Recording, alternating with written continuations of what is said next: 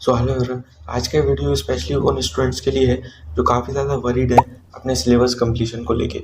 उन लोगों का डाउट ये आ रहा है कि हम लोग मतलब पूरे दिन पढ़ते तो हैं बट हम लोग का सिलेबस वो टाइमली कवर हो ही नहीं पा रहा। तो आज हम लोग इसी प्रॉब्लम के ऊपर डिस्कस करने वाले हैं। बेसिकली होता क्या है, काफ़ी स्टूडेंट्स का ये कहना है कि हम लोग स्टार्टिंग से ही जैसे सुबह पढ़ने का डिसाइड कर लेते हैं और हम लोग स्टडी टेबल पे बैठ भी जाते हैं, बट क्या होता है लैक ऑफ फोकस की वजह से हम लोग 10-15 मिनट पढ़ते तो हैं बट हम लोग उसके बाद डिस्ट्रैक्ट हो जाते हैं, हम लोग कुछ और काम करने लगते हैं।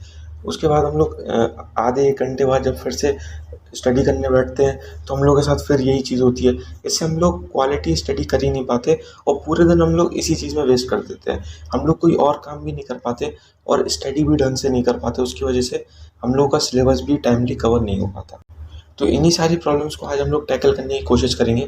तो इस वीडियो में हम लोग 2-3 पॉइंट्स पे आज डिस्कस करने वाले हैं, जिसके बाद अगर आप लोग इन सारी चीज़ों को अच्छी तरह समझ लेते हैं और अपनी स्टडीज़ में अप्लाई करते हैं तो आप लोग को काफ़ी ज़्यादा इम्प्रूवमेंट देखने को मिलेगा और आप लोग टाइमली अपना सिलेबस भी कवर कर पाएंगे। तो चलिए आज के सेशन को स्टार्ट करते हैं।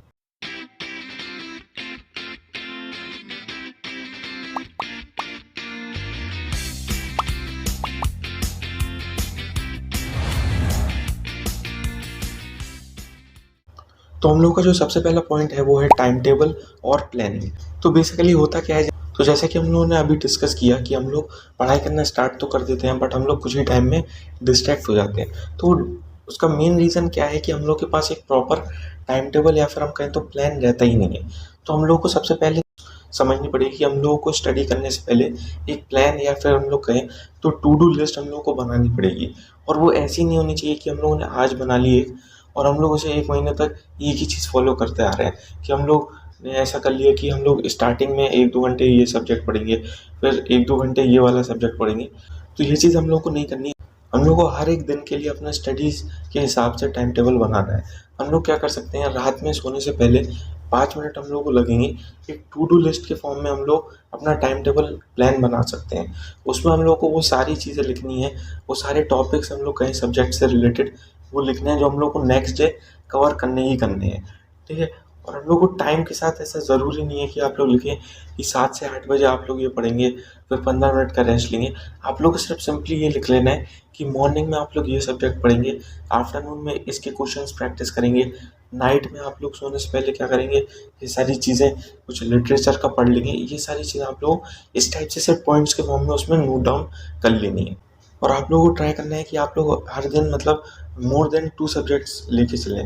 मतलब 1 सब्जेक्ट या 2 सब्जेक्ट आप लोग लेंगे तो उससे क्या होता है, जब हम लोग एक ही सब्जेक्ट को बहुत ज़्यादा टाइम के लिए पढ़ लेते हैं तो हम लोग का कंसंट्रेशन पावर भी वीक होने लगता है। तो एटलीस्ट 2-3 सब्जेक्ट्स हम लोग डिफरेंट लेके चल सकते हैं।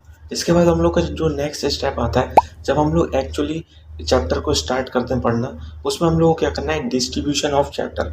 तो ये जो डिस्ट्रीब्यूशन है आप लोग चैप्टर का ये 3 वे में कर सकते हैं। हम लोग को एक चैप्टर अप्रॉक्सीमेटली 3 आवर्स में कवर करना है, ठीक है। तो उसके लिए आप लोगों को ये 3 आवर्स में 1-1 आवर के हिसाब से 3 सेगमेंट में चैप्टर को डिवाइड करना पड़ेगा। तो वो हम लोग कैसे करेंगे, जो पहला आवर रहेगा उसमें हम लोगों को क्या करना है, read and mark important points. आप लोगों को चैप्टर थोरोली रीड करना है, उसके साथ साथ जो इम्पोर्टेंट पॉइंट्स हैं उन्हें मार्क करना है। तो ये जो इम्पोर्टेंट लाइन्स रहेंगी इनके भी 2 फर्दर डिवीजन है। किस टाइप से, एक रहेगा आपका डेफिनाइट अंडरलाइनिंग आप कह सकते हैं और दूसरा रहेगा नॉन डेफिनाइट लाइन्स। तो इसका मतलब क्या है, डेफिनेट लाइंस में क्या आती हैं, वो सारी लाइंस जो कि एक्चुअली फैक्ट्स पे बेस है। जैसे कि कोई भी आप लोग साइंस में चैप्टर देखें, जैसे कि हम लोग एसिड बेसिस एंड सॉल्ट देख लें, उसमें जैसे हम लोग की एसिड की डेफिनेशन आ गई, तो ये एसिड की डेफिनेशन एक फैक्ट है। मतलब इसे आप अपने मन से चेंज नहीं कर सकते या मन से बना के नहीं लिख सकते। तो ये आप लोगों को अंडरलाइन करनी है डेफिनेट लाइन्स के अंदर, जो कि आप लोग एज इट इज़ लर्न करेंगे। इसके साथ कुछ प्रॉपर्टीज़ आती हैं, कुछ एग्जांपल्स आते हैं जो कि आप लोगों को एज इट इज़ लर्न करने पड़ेंगे। तो ये सारी चीज़ें डेफिनेट लाइंस में आती हैं। दूसरी क्या आती है, नॉन डेफिनेट लाइंस। इनमें क्या आती हैं, वो सारी लाइंस जो कि आप लोग अपने मन से बना के लिख सकते हैं। जैसे कि ये हिस्ट्री में बहुत होता है, लाइक आप लोग की कोई भी स्टोरी है उसके बड़े बड़े पैराग्राफ्स रहते हैं, तो उसमें आपके टीचर्स भी आप लोगों को बताएंगे कि ये पैराग्राफ, ये वॉर का पैराग्राफ है, ये बहुत इंपॉर्टेंट है। तो इसमें आप लोगों को ज़रूरी नहीं है कि आप लोग word to word as it is वैसे ही लर्न करें और एग्ज़ाम में वैसे ही लिखें। इसे आप लोग सिंपली अंडरलाइन कर सकते हैं आप लोग की नॉन डेफिनेट लाइंस के अंदर, जो कि आप लोगों को एक बार अच्छी तरह पढ़ लेना है। आप लोग अपने मन से भी अपने ओन वर्ड्स में फ्रेम करके आंसर लिख सकते हैं। तो मेन प्रॉब्लम क्या आती है कि हम लोग ये अंडरलाइन तो कर लेंगे, उसके बाद हम लोग जब रिवीजन करने बैठेंगे किसी और दिन, हम लोग को पता कैसे चलेगा कि कौन सी लाइन डेफिनाइट और कौन सी लाइन नॉन डेफिनाइट है। तो इसके लिए आप लोग 2 अलग कलर्स के पेन्स का यूज़ कर सकते हैं। लाइक आप लोग ब्लू और ब्लैक तो ना करें, बिकॉज वो ज़्यादा डिफरेंस क्रिएट नहीं करेगा। आप लोग रेड और ग्रीन या फिर रेड और ब्लू कर सकते हैं। लाइक जो रेड पेन है आप लोग का, उससे जो डेफिनेट लाइंस थी आप लोगों की, जैसे कि जो फैक्ट्स थे, जो डेफिनेशन थी, प्रॉपर्टीज थी, वो सब आप लोग अंडरलाइन करें। और ब्लू से वो सारी लाइन जो इंपॉर्टेंट तो हैं बट आप लोग अपने ओन वर्ड्स में भी बना के लिख सकते हैं। तो ये हम लोग का जो सेकंड पॉइंट था, उसका फर्स्ट आर हम लोग का कंप्लीट हो गया, डिवीजन ऑफ चैप्टर का। अब नेक्स्ट आपका क्या आता है, आप लोगों को नोट्स पढ़ने हैं। आप लोग चैप्टर रीड तो कर लेंगे, इंपॉर्टेंट लाइंस आप लोग मार्क भी कर लेंगे, लेकिन आप लोगों को जो चैप्टर का पूरा ओवरव्यू होना भी ज़रूरी है। तो वो चीज़ आप लोगों को नोट से ही मिलेगी। तो नोट्स जैसे कि अगर आप लोगों ने बनाकर रखे हों या फिर अपने चैप्टर के साथ आप लोग बनाते हो, या फिर आप लोगों को इस चैनल पे भी मिल जाएंगे काफ़ी नोट्स आप लोगों के ऑलरेडी क्लास 10th के अपलोड हो चुके हैं, और आने वाले टाइम में बाकी सारे नोट्स भी अपलोड हो जाएंगे। तो आप लोग यहाँ से भी आप लोग देख सकते हैं। वरना अगर आप लोगों को ये चीज़ पता है नहीं है कि किस टाइप से आप लोग इफेक्टिव नोट्स बना सकते हैं, तो उस पर भी ऑलरेडी एक वीडियो अपलोडेड है चैनल पे, वो चीज़ भी आप लोग देख सकते हैं। तो ये सेकंड चीज़ आप लोगों को क्या करनी है, अपने नोट्स को अच्छी तरीके से रिवाइज करना है। इसके बाद जो आप लोगों का थर्ड आ रहा आता है चैप्टर का, उसमें आप लोगों को क्या करना है, राइटिंग प्रैक्टिस। तो राइटिंग प्रैक्टिस काफ़ी ज़्यादा इंपॉर्टेंट है।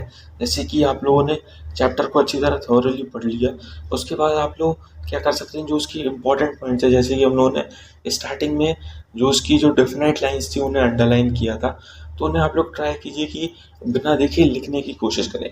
ये थोड़ा सा टाइम टेकिंग है, बट अगर आप लोग एक चीज़ अच्छी तरह पढ़ लें, उसके बाद उसे पेपर पे पेन डाउन करके लिख लें, तो वो बहुत ज़्यादा आप लोगों को लॉन्ग टर्म के लिए याद भी रहता है, और आप लोग की जो राइटिंग हैबिट है वो भी काफ़ी ज़्यादा इनहेंस होती है। तो आप लोगों को मेक श्योर करना है जो आपकी राइटिंग की हैबिट है उसे भी आप लोग डेवलप करके रखें।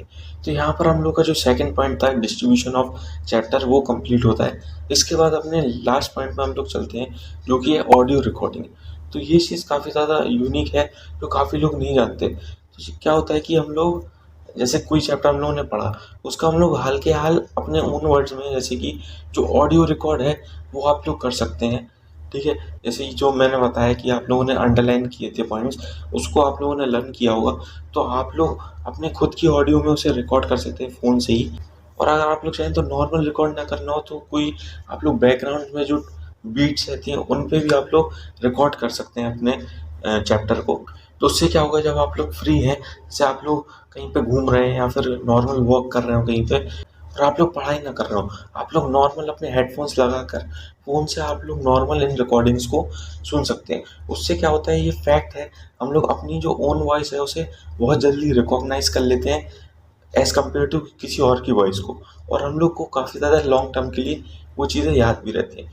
तो उससे क्या होगा, आप लोग नॉर्मल जो वॉकिंग कर रहे हैं या फिर कुछ और काम कर रहे हैं वो भी हो जाएगा, और साथ साथ आप लोगों का शॉर्ट टर्म में ही जो चैप्टर है वो भी, उसका रिवीजन भी कंप्लीट हो जाएगा। तो यही कुछ 2-3 पॉइंट्स थे जो कि बहुत ज़्यादा इंपॉर्टेंट है अगर आप लोगों को अपना सिलेबस टाइमली कवर करना है। और जो एंड में यही चीज़ मैं आप लोगों से कहना चाहूँगा कि डेडिकेशन बहुत ज़्यादा इंपॉर्टेंट है। अगर आप लोग अच्छी तरीके से इन चीज़ों को फॉलो ही नहीं करेंगे, तो आप लोगों को ये सारे पॉइंट्स बताने का कोई फ़ायदा ही नहीं रहेगा। ये सारे पॉइंट्स आप लोग तभी फॉलो कर सकते हैं जब आप लोग डेडिकेटेड हो अपनी स्टडीज़ को लेके। तो आई होप कि आप लोगों को ये सारी चीज़ें समझ में आ गई होंगी, और ये सारे पॉइंट्स आप लोग आज ही से अपनी स्टडीज़ में भी अप्लाई कर दीजिए। तो इस वीडियो में इतना ही, और अगर आप लोगों को कोई भी और डाउट आ रहा हो अपनी क्लास 10th की प्रिपरेशन से रिलेटेड, तो वो भी आप लोग कमेंट सेक्शन में बता सकते हैं। तो चलिए इस वीडियो को यहीं पे हम लोग करते हैं end. Till then take care and thank